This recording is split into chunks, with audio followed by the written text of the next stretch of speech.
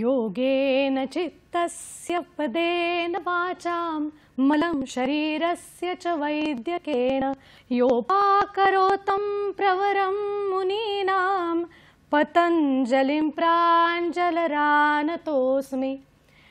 सर्व रसिक प्रेक्षकांना आजच्या आंतरराष्ट्रीय योग दिनाच्या मी चैताली कानिटकर मनपूर्वक शुभेच्छा देते आणि आजच्या हॅलो सह्याद्रीच्या कार्यक्रमात आपल्या सगळ्यांचं मनपूर्वक स्वागत करते। आज आंतरराष्ट्रीय योग दिन, याच बरोबर आणखीन एक शुभेच्छा मला आपल्याला द्यायच्या आहेत, त्या म्हणजे आजच्या सगळ्या संगीत चाहत्यांना आजच्या जागतिक संगीत दिनाच्या सुद्धा मी ते शुभेच्छा देते। ज्यावेळेला आपण आंतरराष्ट्रीय योग दिनाचा उल्लेख करतो त्यावेळेला सर्वप्रथम डोक्यात येतो तो योग विचार। योग ही अशी गोष्ट आहे जी एक आध्यात्मिक प्रक्रिया आहे असं आपल्या प्राचीन ग्रंथांमध्ये अनेक तत्वज्ञांनी मांडलेलं आहे। यात उल्लेख करायचा असेल तर महत्त्वाचा उल्लेख येतो तो अर्थातच पतंजली ऋषींचा। त्यांनी मनाच्या अंतस्थ प्रेरणेला योग म्हटलं, तर व्यासानी समाधी अवस्थेला योग असं म्हटलं। त्याचबरोबर वशिष्ठ ऋषींनी सुद्धा भवसागर अगदी लीलया पार करता येईल अशी कुठली प्रक्रिया असेल तर ती योग आहे असं वर्णन केलंय।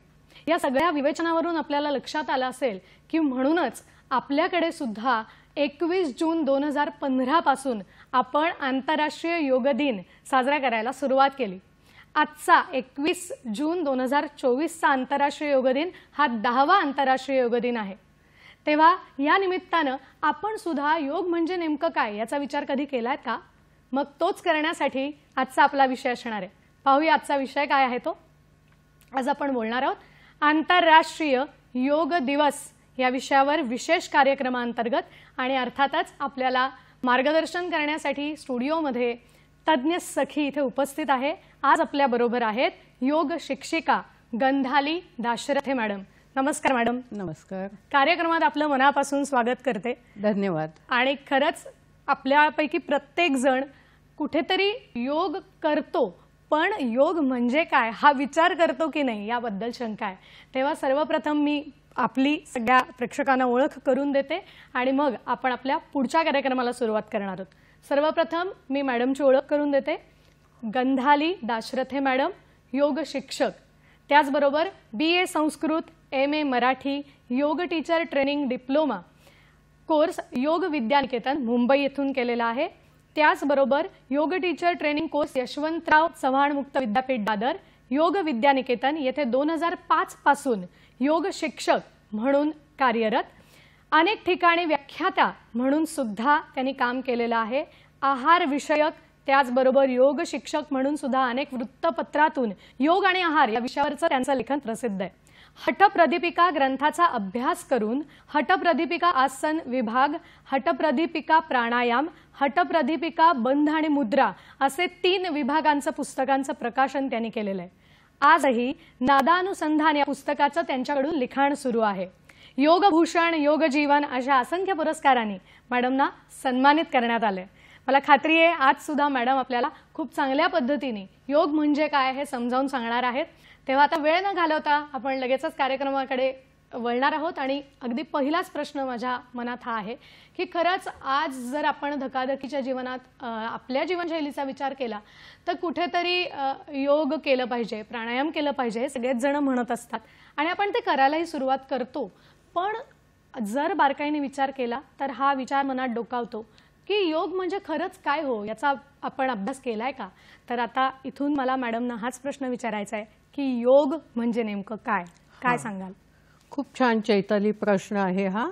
योग हा मुळात संस्कृत शब्द आहे, युज या धातूपासून बनलेला, आणि त्याचा अर्थ आहे जोडणे। म्हणजे जेव्हा आपण योग साधना करतो तेव्हा 2 गोष्टी जोडतो। या 2 गोष्टी कुठल्या आहेत तर आत्म्याचं परमात्म्याशी मिलन किंवा जीवाचं शिवाशी मिलन, हा अर्थ मुळात योग या शब्दाचा आहे। आता या योग साधनेबद्दल अनेकांनी अनेक व्याख्या केलेल्या आहेत। आता तू जसं म्हटलीस की महामुनी पतंजलींनी योग म्हणजे काय सांगितलं तर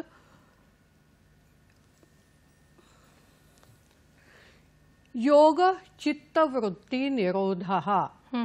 योग म्हणजे चित्तवृत्तीचा निरोध करणे, म्हणजे मनात ज्या भावभावना आहेत, चित्त म्हणजे मन, मनात ज्या भावभावना येतात, विचार येतात, मग ते चांगले असो वाईट असो, या सगळ्यांना थांबवणे म्हणजे योग.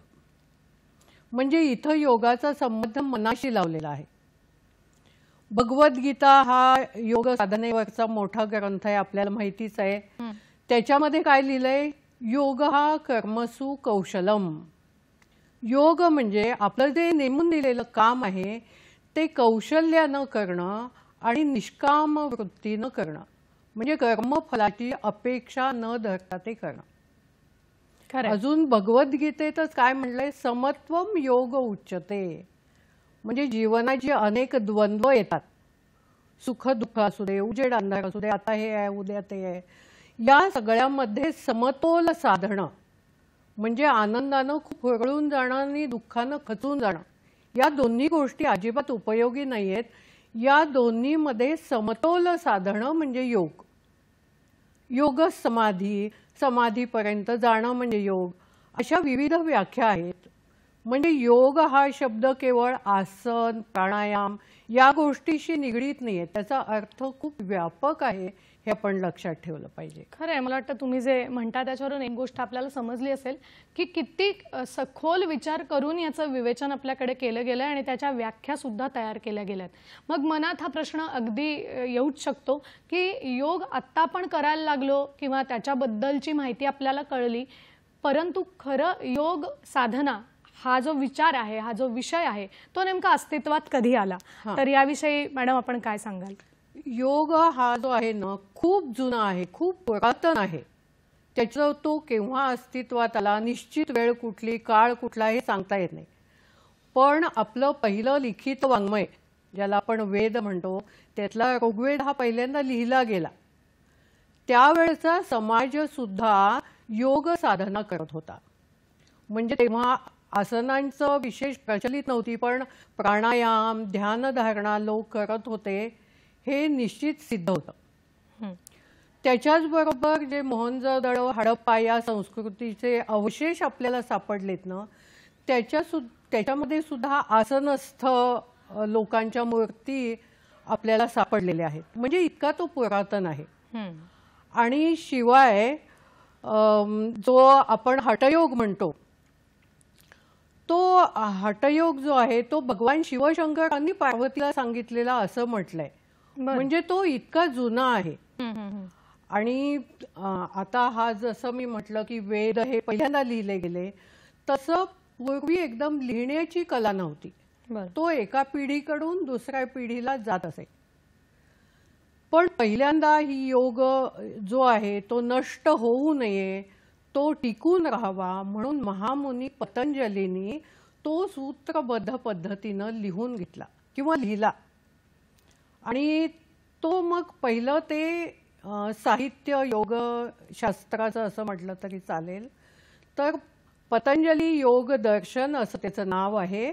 त्याच्यामध्ये 195 सूत्र आहेत. आणखीन 4 विभागामध्ये तो विभागलेला आहे.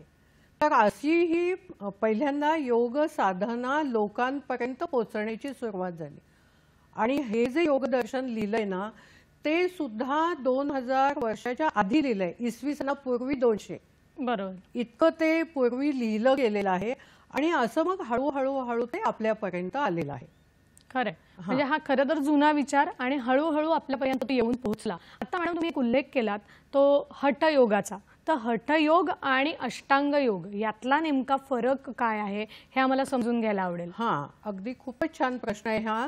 खूप लोकांचा गोंधळ होतो. हठयोग म्हणजे काय, पतंजलींचा अष्टांग योग म्हणजे काय, तर हे पहिल्यांदा समजणं अगदी खूप महत्त्वाचा विषय आहे हा.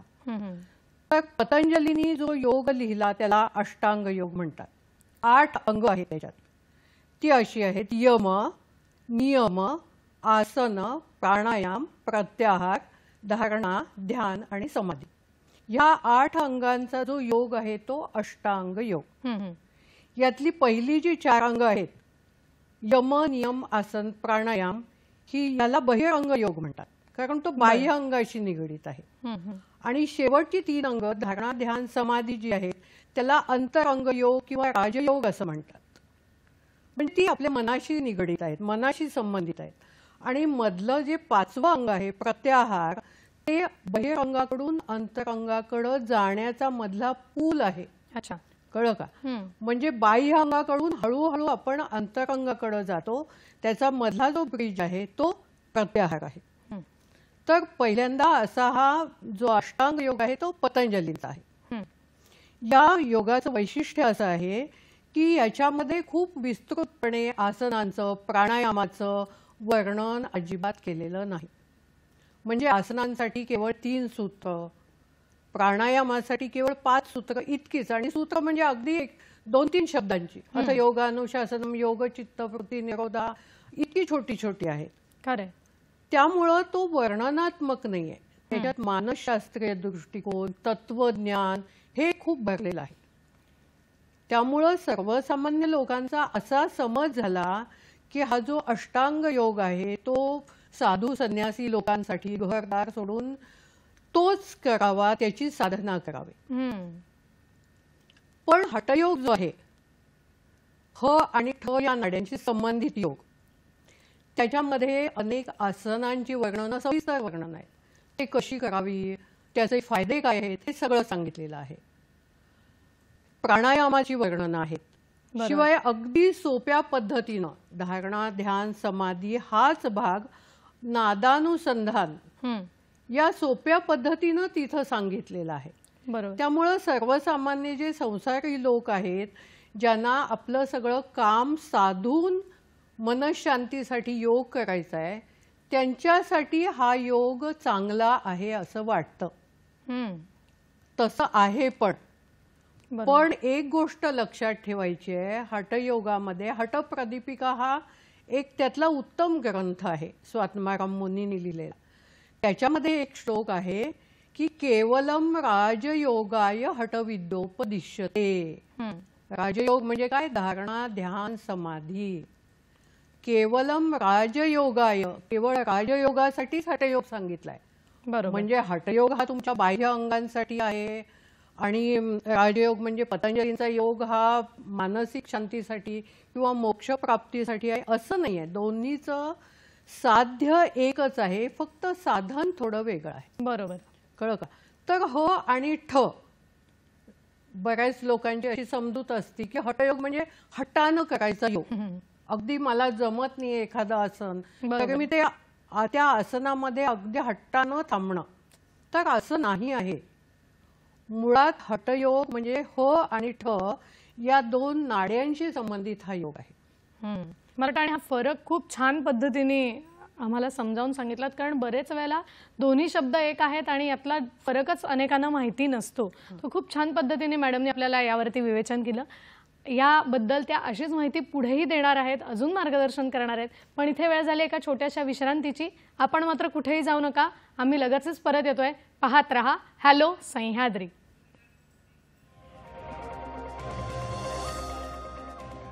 ब्रेक नंतर पुन्हा एकदा सगळ्यांचं स्वागत करते. आंतरराष्ट्रीय योग दिनानिमित्त आजचा आपला विशेष कार्यक्रम आहे आणि आपल्याला मार्गदर्शन करतायत योग शिक्षक गंधाली दाशरथे मॅडम.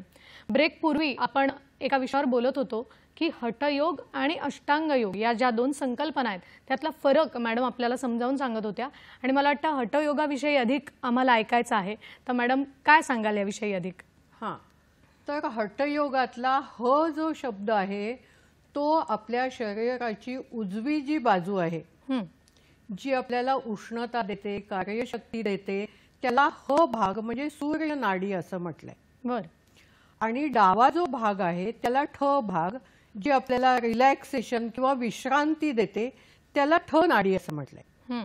तर हा जो हठयोग आहे ना, तो ह आणि ठ या नाड्यांवर अवलंबून आहे किंवा आधारित आहे. म्हणजे उष्णता आणि थंडावा, म्हणजे चांगलं वाईट, जे आपल्याला हवंय ते, हवं नको आहे ते, हा जो बॅलन्स आपल्याला साधायचा आहे, त्याच्यामध्ये पुन्हा मगाशी सांगितलं तसं समत्वम योग उच्चते, यामध्ये समानता देणारा जो योग आहे तो हठयोग आहे. खरं. मला वाटतं हे आपण समजून घेतलं हे फार विशेष आहे. आपल्याला कार्यक्रमात एक फोन येतोय, तो आपण घेऊया. शिवानंद वसदार आपल्याला प्रश्न विचारतायत निपाणीहून. नमस्कार. नमस्कार मॅडम, शिवानंद वसे बोलतो निपाणीहून.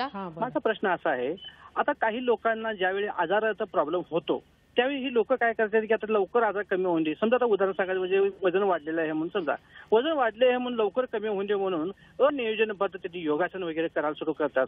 म्हणजे त्यांना ते काय माहित नसते योग कुठलं केलं पाहिजे, काय केलं पाहिजे, किती वेळ केलं पाहिजे हे काय माहित नसतंय, पण उगाच ती करत बसतात. मग त्याच्यामुळं त्या लोकांना असू दे किंवा इतर लोकांना त्याच्यामुळे शरीरावर काय प्रॉब्लेम होऊ शकतोय काय, त्याच्यामुळे उलट साईड इफेक्ट काय होऊ शकतं काय, तशा लोकांना तुम्ही काय मार्गदर्शन कराल असा माझा प्रश्न आहे. हे अगदी त्यांनी मला वाटतं खरं विचारलं, कारण आताच्या एकंदरीत जीवनशैलीचा विचार करता किंवा जी समाज माध्यम आपल्याला उपलब्ध आहे त्याचा विचार करता अगदी विचार न करता आपण योग साधनेला सुरुवात करतो. आणि ते म्हणाले तसं की वजन कमी करायचं आहे, लवकरात लवकर कमी करायचं आहे, तर मग मी आता काय करू, तर मग योग करणं, व्यायाम करणं हे सुरुवात होते या गोष्टीनं. तर अशाने आपल्याला काही साईड इफेक्ट होऊ शकतात का, की जर नियोजन केलेलं नसेल त्यामागे, तर काय उत्तर द्यायला पण याचं? काय आहे, योग हा नियोजन पद्धतीनं नियोजनबद्ध रीतीनंच केला पाहिजे. मला आता वजन कमी करायचं, खूप लोकांचा हा प्रश्न असतो की मला वजन कमी करायचं आहे म्हणून मला योग करायचा आहे. तर असं योग तुम्ही पी हळद हो गोरी या पद्धतीनं कधी त्याचा लगेच इफेक्ट येत नाही, किंवा लगेच तसं आपल्याला काही माहीत नसताना कोणीतरी सांगितलं म्हणून ही आसनं केली, ती आसनं केली, माझ्या पोटात दुखतंय म्हणून मी हे केलं, असा उपयोग नाही. योग तज्ञ आहेत, योग थेरपी हा कोर्स जो असतो ना त्याच्यात कुठल्या आजारासाठी कुठली आसनं करावी, प्राणायाम करावा, तो योग्य पद्धतीनं कसा करावा, तो अयोग्य पद्धतीनं झाला तर त्याचे साईड इफेक्ट म्हणजे काय, तो आजार आहे तो वाढू पण शकतो. त्याच्यावर जास्ती दाब पडला, ताण पडला, तो वाढू शकतो. त्यामुळं योग तज्ञांचा सल्ला घेऊनच तुम्ही कुठलाही जो आजार असेल तो तुम्हाला बरा करायचा असेल तर योग तज्ञांचा सल्ला घेणं योग्य आहे. बरोबर, आपल्या मनानं काही करायचं नाहीये. नक्कीच मला वाटतं. आणि तुम्ही जे म्हणालात ते फार महत्त्वाचं आहे की त्यांनी विचारलेला प्रश्न की हा आजार बळावू सुद्धा शकतो, त्यामुळे ही काळजी आपल्याला घ्यायची आहे. ज्या वेळेला कुठलंही योग साधना आपण करायला सुरुवात करतोय त्याला तज्ज्ञांची मदत आपल्याला अवश्य घ्यावीशी वाटते किंवा त्याची गरज लागते. आता मला मॅडम पुढच्या प्रश्नाकडे यायचं आहे की ज्या वेळेला तुम्ही हठयोग सांगत होतात त्यावेळेला 2 शब्दांचा उल्लेख आपल्या बोलण्यातून आला आणि ते शब्द होते आसन स्थिती आणि प्राणधारणा. तर नेमकं हा जो प्रकार आहे हा काय आहे, आसन आपण कशाला म्हणतो योग साधनेमध्ये, आणि प्राणधारणा म्हणजे नेमकं काय, काय सांगाल? आता आसन म्हणजे शरीराची एखादी आकृती धारण करणं म्हणजे आसन. तर हे जे आसन आहे ते केवळ मी काहीतरी हात वरती केला, पाय वरती केला की आसन झालं असं नाही. मुळात ही गोष्ट समजून घेतली पाहिजे. पतंजलींची जी योग सूत्र आहेत त्याच्यामध्ये आसनाची व्याख्या खूप छान पद्धतीनं सांगितलेली आहे. ती काय आहे, स्थिरम सुखम आसनम प्रयत्न शैथिल्य अनंत समापत्तिभ्याम. मला वाटतं ही जी व्याख्या आहे ही आपण समजून घेऊया. फक्त आपल्याला कार्यक्रमात फोन येतोय तो आपण आधी घेऊया. विनया परब आपल्याला विरारहून प्रश्न विचारतायत. नमस्कार. नमस्कार विनयाजी, प्रश्न विचारा. माझा प्रश्न असा आहे की लहान मुलांनी कोणते योग प्रकार करावे? बरं, नक्की आपल्या प्रश्नाचं उत्तर मॅडम देतील. फक्त मला वाटतं आपण जे बोलत होतो त्या व्याख्येकडे मी परत एकदा येते की आसन स्थिती आपण समजून घेतो आणि ती आपण व्याख्या सांगितली होती, तर त्याचा नेमका अर्थ काय? तर स्थिरम सुखम आसनम, आसन कसं पाहिजे, स्थिर म्हणजे स्टॅटिक पोज पाहिजे, त्याच्यामध्ये हालचाल नको आहे. आणि शिवाय सुखम म्हणजे ती जी पोज आपण घेतलेली आहे ती सुखदायी व्हायला पाहिजे. म्हणजे त्याच्यामध्ये ओढा ताण खूप काय शरीराला दुःख होतंय, ताण बसतोय, तरीही मी ते काय केलेलं आहे मेंटेन करायचा प्रयत्न करते. 5 मिनिटं 10 मिनिटं असं नाहीये. पतंजली काय सांगतात की आसन हे कसं पाहिजे, स्थिरम सुखम आसन पाहिजे, तरच ते आसन झालं, नाहीतर आसन नाही झालं. मग आता ते होण्यासाठी काय करायचंय, खूप पतंजलींची सूत्र जी आहेत ना ती खूप वाचनीय आहेत, अभ्यासनीय आहेत. तर हे स्थिर आणि सुखदायी होण्यासाठी काय करायचंय, प्रयत्न शैथिल्य अनंत समापत्ती. प्रयत्न शैथिल्य म्हणजे आसना जो बॉडीचा भाग, जो शरीराचा भाग त्या आसनामध्ये नाही तो आपण शिथिल ठेवायचा, रिलॅक्स ठेवायचा. बरोबर, त्याच्यामध्ये ओढाताण नको आहे. आणि पुढचं म्हणजे अनंत समापत्ती. अनंत म्हणजे परमेश्वर, ज्याला अंत नाही तो. तर या अनंतामध्ये विलीन व्हायचं आहे. तर विलीन कसं व्हायचंय, म्हणजे आसन करताना ते आसन तुमचं स्थिर सुखदायी पाहिजे, जे बॉडी पार्ट्स तुमचे त्याच्यात एंगेज नाहीत ते रिलॅक्स पाहिजेत आणि तुमचं मन परमेश्वराकडे पाहिजे. ते कसं ठेवायचं, तर मगाशी तू प्राणधारणा म्हटलीस ती इथं आहे की आपल्या बरोबर आपले श्वास जे आहेत ते नेहमी असतात. तर डोळे मिटायचेत आसनाच्या अंतिम स्थितीत गेल्यानंतर आणि आपलं लक्ष त्या आसन स्थितीतून बाहेर काढून आपल्या श्वासावरती लक्ष द्यायचंय. मला वाटतं आणि हेच फार कठीण काम असतं बरेचदा की आपण एकाग्रचित्त होणं जे आसनाच्या स्थितीत आपल्याला अपेक्षित आहे. आपल्याला एक फोन येतोय मॅडम, तो आपण घेऊया. स्वाती कुलकर्णी आपल्याला तुळजापूरहून प्रश्न विचारतात. नमस्कार स्वातीजी. नमस्कार. योग दिनाच्या अनेक अनेक शुभेच्छा. आपल्यालाही. आणि तुम्ही आता हठयोगाबद्दल खूप सुंदरच सांगताय, तर त्यामध्ये सूर्य आणि चंद्रनाडीचं कार्य याबद्दल माहिती सांगा प्लीज. नक्की नक्की नक्की. मॅडम याच्याबद्दलचं उत्तर देतील मला वाटतं. मॅडम आपण बोलत होतो तर ते दोन्ही प्रश्न आपल्याला येत होते, तर आधी आपलं विवेचन आपण द्यावं, मग आपण पुढे प्रश्नाकडे वळूया. कशाबद्दल तुम्ही सांगितलं प्राणधारणा कशी करावी. तर प्राणधारणा म्हणजे श्वासावरती लक्ष केंद्रित करणं. प्राण म्हणजे श्वास आणि धारणा म्हणजे लक्ष थोड्या वेळापुरतं केंद्रित करणं. देशबंध चित्तस्य धारणा असं पतंजलींनी सांगितलंय. म्हणजे एखाद्या विषयावरती आपलं लक्ष केंद्रित करणं थोड्या वेळासाठी. तर इथं प्राणावरती म्हणजे श्वासावरती आपलं लक्ष केंद्रित करायचं आहे. म्हणजे काय होतं, त्या आसनामध्ये जे आपण बॉडी पोस्चर घेतलंय तो भाग आपण विसरून जातो, शिवाय आपले मनातले जे विचार असतील ते पण कमी होतात. त्यामुळं आसनाचा फायदा जसा शरीराला होतो तसाच तो मनाला सुद्धा होतो. क्या बात आहे. आणि हेच खरं गरजेचं आहे. आणि गोरक्षनाथ जे आहेत त्यांनी असं म्हटलंय की आसनम इति स्वस्वरूपे समासन्नता. आसन म्हणजे केवळ एखादं बॉडी पोस्चर नाहीये, तर ते परमेश्वरामध्ये लीन होणं इतक्या त्या आसनाला उंच ठिकाणी नेऊन सोडलेलं आहे, नेऊन पोचवलेलं आहे. इतकी आसनाची महती आहे. नक्कीच. मला वाटतं खूप छान पद्धतीने आपण मार्गदर्शन करतायत आणि आपल्याला प्रेक्षकांनी विचारलेल्या प्रश्नाची सुद्धा मॅडम उत्तरं देणार आहेत. पण इथे वेळ झाली एका छोट्याशा विश्रांतीची. आपण मात्र कुठेही जाऊ नका, आम्ही लगेचच परत येतोय. पाहत रहा हॅलो सह्याद्री. ब्रेक नंतर पुन्हा एकदा सगळ्यांचं स्वागत करते. आंतरराष्ट्रीय योग दिनानिमित्त आज आपण बोलतोय. आपल्याला मार्गदर्शन करतायत योग शिक्षक गंधाली दाशरथे मॅडम. ब्रेक पूर्वी खूप चांगलं स्पष्टीकरण त्यांनी आसन स्थिती आणि प्राणधारणेचं महत्त्व यावरती दिलं होतं. आणि आपल्याला कार्यक्रमात एक फोन आला होता, विनयाजींनी प्रश्न विचारला होता. मला वाटतं खरंच ही कसोटी आहे आसन स्थिती आणि प्राणधारणेपर्यंत पोहोचणं. आणि त्यांनी त्या प्रश्न विचारला होता की लहान मुलांकडून साधारण कुठले योग प्रकार करून घ्यावेत, तर काय सांगाल याविषयी. आता योग हा जो आहे तो मी मगाशी सांगितलं तसं मोक्षाप्रत नेणार आहे, कैवल्य देणार आहे, समाधी देणार आहे. त्यामुळं अगदी लहान मुलं म्हणजे जी 5 वर्षाची 6 वर्षाची असतील त्यांना योग या पद्धतीनं नाही शिकवायचा आहे. म्हणजे चित्तवृत्ती, निरोध. कारण लहान मुलांची बुद्धी कशी असते, चौकस असते वृत्ती. त्यांना डोळे मिटून 2 मिनिटं सुद्धा ते स्तब्ध राहू शकत नाहीत आणि त्यांना ज्ञान ग्रहण करायचं असतं अजून. त्यामुळं त्यांना जो योग शिकवतात ना तो अगदी हसत खेळत काही आसन कृती ज्याच्यामुळे त्यांची उंची वाढेल, त्यांच्या हृदयाची सतत सर्दी खोकला होत असतो, हृदयाची क्षमता वाढेल, असे काही आसन प्रकार. अगदी म्हणजे आता आपण झाडाचा आकार करूया, आता आपण पर्वतासारखं होऊया, आता आपण कुत्र्यासारखा आकार देऊया. असा खूप लहान मुलांसाठी खूप छान छान पद्धतीनं हसत खेळत योग शिकवला जातो.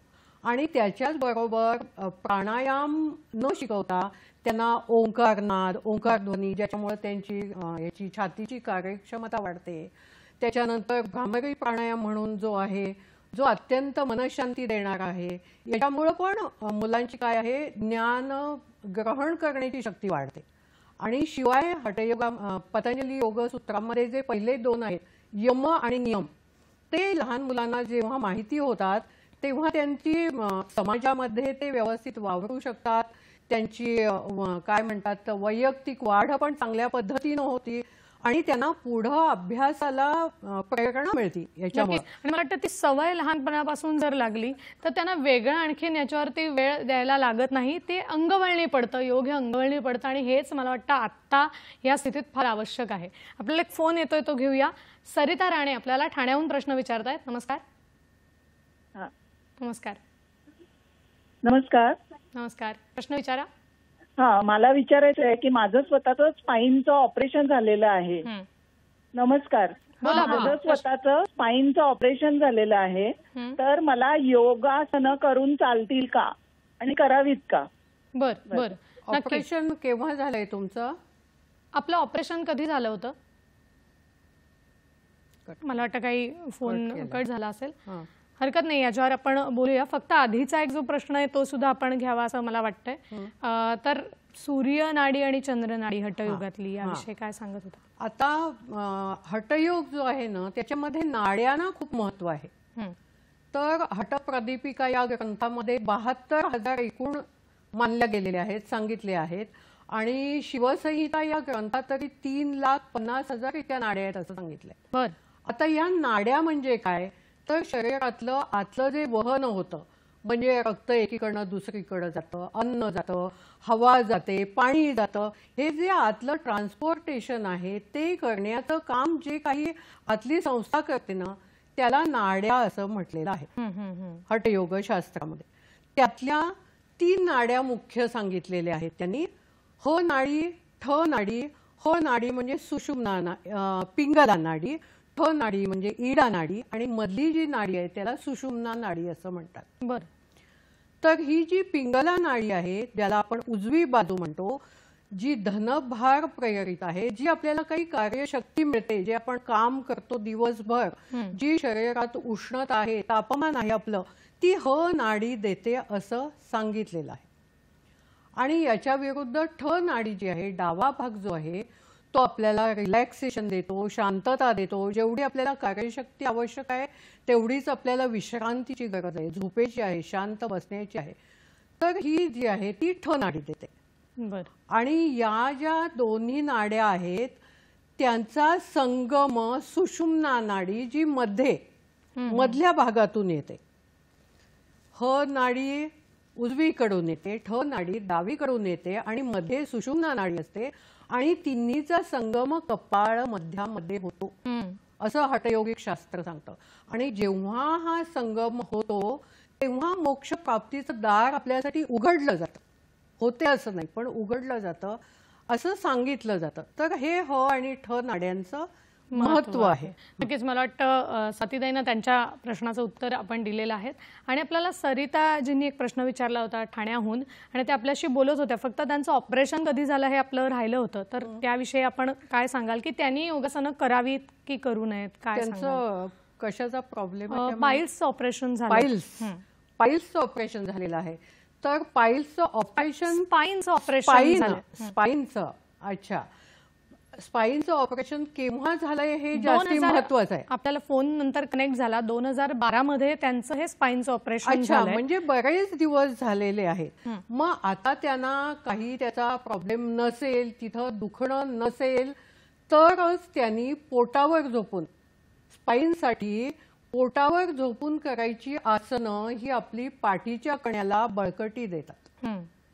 तर पोटावर झोपून करायची जी भुजंगासन आहे, धनुरासन आहे, शलभासन आहे, नौकासन आहे, अशी जी पोटावर झोपून करायची आसनं आहेत. शिवाय बसून करायची काय म्हणतात अर्धमत्स्येंद्रासन आहे, उष्ट्रासन आहे. ही तुम्ही पण थोडासा तुम्हाला जर हळूहळू सुरुवात करा, नीट शिकून घ्या आणि त्याच्यामुळं काही त्रास होतोय, खूप दुखतंय असं वाटलं तर थांबा, थोडं ते कमी मेंटेन करा आणि मग हळूहळू जशी सवय होत जाईल तशी ती नियमित करत जा. त्याच्यामुळं नक्कीच स्पाईनचा त्रास कमी होईल. फक्त आधी खूप त्रास व्हायला लागला तर योग तज्ज्ञांचा सल्ला अवश्य घ्या. नक्कीच मला वाटतं हे खूप महत्त्वाचं आहे या दृष्टीने. कारण बरेचदा असं होतं की आपल्याला काही रोग जडलेला असेल तर मग त्याच्यातून बरं झाल्यावर ह्या प्रकाराला सुरुवात करावी का न करावी, कधी करावे हे समजत नाही. तर या दृष्टीने आपण खूप छान मार्गदर्शन करताय. आता मला एका पुढच्या प्रश्नाकडे यायचं आहे. परंतु मला मनात हा प्रश्न मगाशी होता की ज्या पद्धतीने आपण सांगत होतात की योग साधनेचं महत्त्व आहेच, तर त्याच्यामध्ये आपल्याला एक फोन परत घ्यायचा. आपल्याला गणेश निकम वाईहून प्रश्न विचारतायत. नमस्कार. मला वाटतं काही तांत्रिक अडचणीमुळे फोन आपल्याला येत नाहीये. तर आता या प्रश्नाकडे यायचं आहे की योग म्हटल्यानंतर बरेच जण असं म्हणतात आणि ते नक्कीच खरं आहे की योग हा प्रतिबंधात्मक आहे. आजार झाल्यानंतर नक्कीच त्याचा उपयोग होतो, पण आजार होऊ नये म्हणून योग साधना केल्याने अधिक फायदा होतो. तर मॅडम, या विषयावर आपण काय स्पष्टीकरण कराल? हां, आता योग हा खरं म्हणजे प्रतिबंधात्मक आहे, तो उपचारात्मक नाही आहे. योगशास्त्रामध्ये, हठयोगामध्ये अनेक शुद्धीक्रिया सांगितल्या आहेत, अनेक आसनं सांगितली आहेत, प्राणायाम सांगितले आहेत, बंधमुद्रा आणि शिवाय मनासाठी धारणा, ध्यान, समाधी म्हणजे नादानुसंधान सांगितलंय. या सगळ्याचा जर आपण नियमित अभ्यास करत असू तर आपल्याला आजार होत नाही, प्रतिबंधात्मक आहे. पण मगाशी जसा फोन आला की मला स्पाईनला अमुक अमुक होतंय, मी कुठली आसनं करू, कुठले प्राणायाम करू, तर असे जे काही आजार असतील आणि त्याला अनुसरून जर आपण आसनं, प्राणायाम, काही शुद्धीक्रिया आहेत त्या नियमित केल्या किंवा झाल्यानंतर जरी त्या केल्या तरी सुद्धा त्याचा उपयोग होतो. पण आपल्या नेहमीच्या जीवनशैली जर आपण योगिक जीवनशैली अंगीकारली तर मुळात हे आजार जडत नाहीत. बरोबर. आणि जडले, समजा मला काही तात्कालिक झालं, मला खूप बसून पाठ दुखायला लागली, मला नेहमी वातावरण बदललं की सर्दी खोकला होतो, अशा वेळी अशा आजारामध्ये आपल्याला योग हा खूप फायदेशीर ठरतो. पण मुळात तो प्रतिबंधात्मक आहे, उपचारात्मक नाहीये, हे लक्षात ठेवायचं. आणि म्हणूनच मला वाटतं तुम्ही जे मगाशी म्हणालात की लहान मुलांना हसत खेळत लहानपणापासूनच जर आपण योग करायला शिकवलं तर नक्कीच त्यांना उपयोग होईल आणि त्यांना शक्यतो रोगापासून आपल्याला दूर ठेवण्यास याची नक्की मदत होईल. कार्यक्रमात एक फोन येतोय आपल्याला, तो आपण घेऊया. आपल्याला नांदेडहून प्रश्न विचारतायत बालाजी भिसे. नमस्कार. नमस्कार. नमस्कार, प्रश्न विचारा. नमस्कार मॅडम. नमस्कार, प्रश्न विचारा. मॅडम, भारतामध्ये योग हे किती वर्षापासून आहे आणि हा मॅडम आवाज येईना आला का? येतोय. सलग प्रश्न विचारा, थांबू नका मध्ये. योग्य शिक्षकाची गरज आहे मॅडम. हे बघा, जो योग शिक्षक आहे खेड्याने नाहीत तर ते आपल्याला योग्य जे त्याची निवड करायची असेल ते योग शिक्षक इकडे खेड्याने कमी आहेत, सिटीने जास्त आहेत.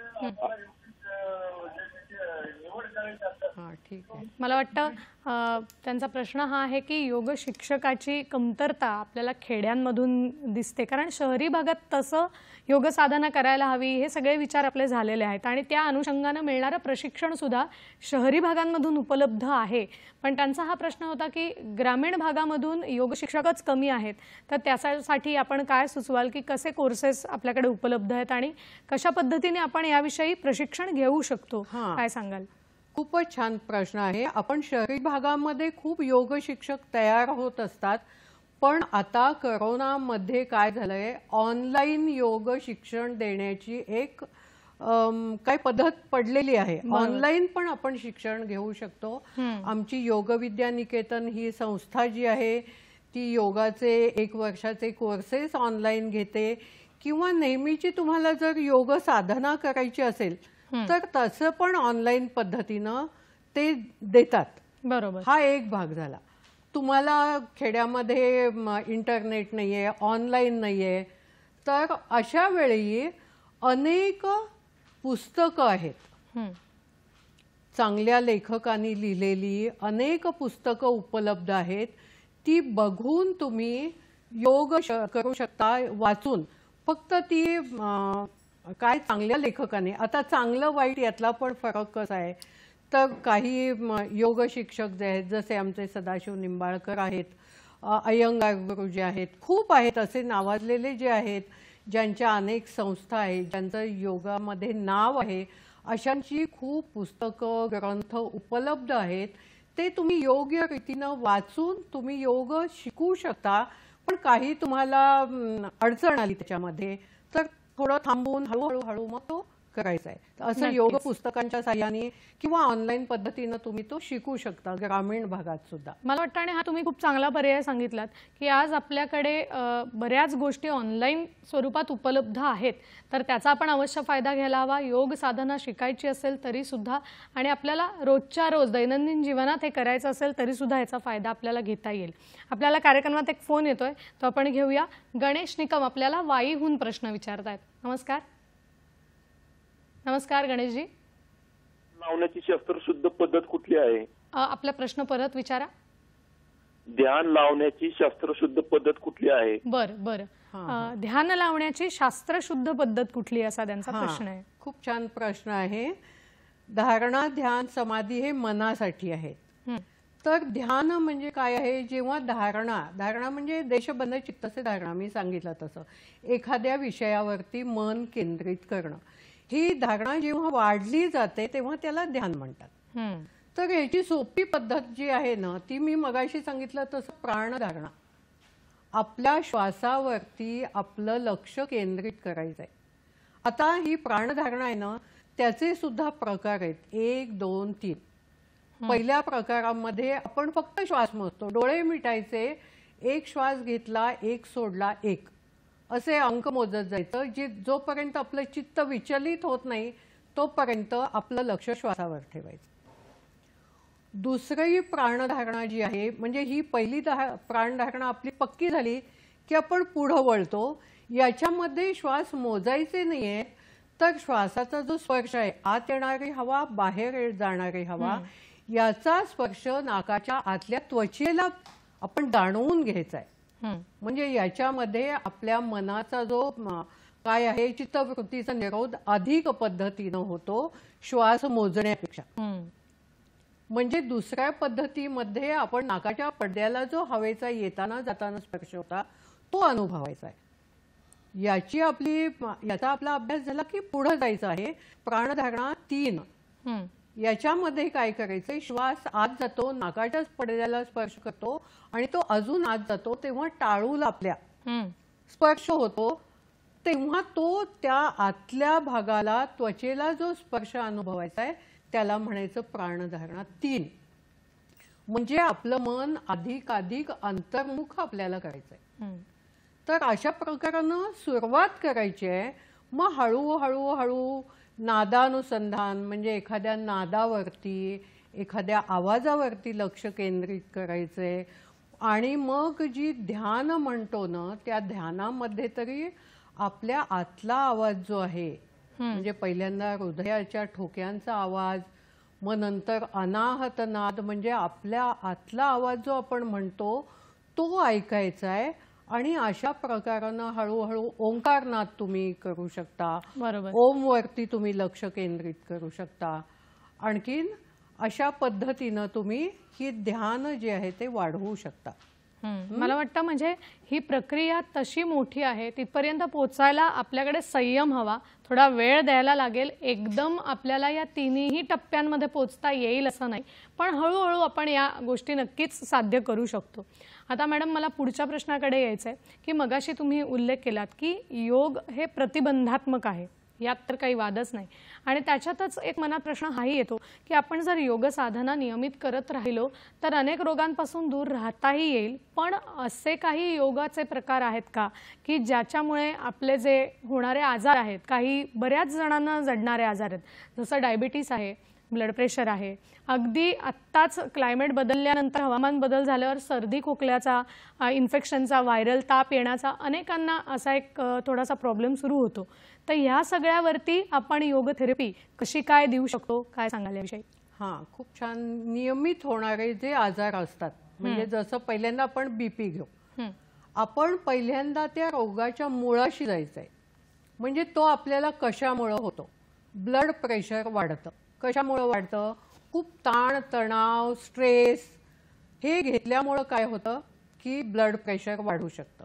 म्हणजे तणाव मुळात नष्ट करणं, स्ट्रेस नष्ट करणं हा त्यातला मुळातला उद्देश आहे. आता स्ट्रेस नष्ट कसा करायचा? तर त्याच्यासाठी धारणा, ध्यान, समाधी याचा अधिक अभ्यास करायचा. म्हणजे मन शांत होईल, कसं होईल, स्ट्रेस आपला कसा कमी होईल ते बघायचं. त्याच्यासाठी अगदी प्राणधारणेपासून सुरुवात करत मगाशी सांगितलं तसं हळूहळू आपला तणाव जो आहे, मग तो कामाचा असेल, घरातला असेल, कुठलाही असेल, तो कमी करणं महत्वाचं आहे. आणि मग त्याच्याबरोबरच आपली विश्रांतीकारक जी आसनं आहेत, शवासन आहे, मकरासन आहे, ओंकार ध्यान आहे, भ्रामरी प्राणायाम म्हणून एक खूप सुंदर आहे, हे केल्यामुळं हळूहळू काय होतं आणि जीवनशैलीत बदल केल्यामुळं आपला तणाव कमी होतो. वा. याच्याबरोबरच आपल्याला जे अन्नग्रहण आपण करतो त्याचा सुद्धा हठयोगामध्ये उल्लेख आहे की कशा प्रकारानं आपण अन्न खाल्लं पाहिजे, काय खाल्लं पाहिजे. तर त्याच्यामध्ये पण बीपी जेव्हा वाढलेलं असतं, ब्लड प्रेशर, तेव्हा मिठाचा उपयोग कमी करणं, या गोष्टी सुद्धा आपल्या अंगवळणी पाडल्या पाहिजेत. तर आपल्याला तो त्रास, आणि मग ही जी योग साधना आहे ती केल्यानंतर हा त्रास कमी होतो. बरोबर. आता दुसरा जो आहे तो मधुमेह, डायबेटीस. डायबेटीस हा आजार तर पूर्ण योग साधनेनं कंट्रोलमध्ये येतो.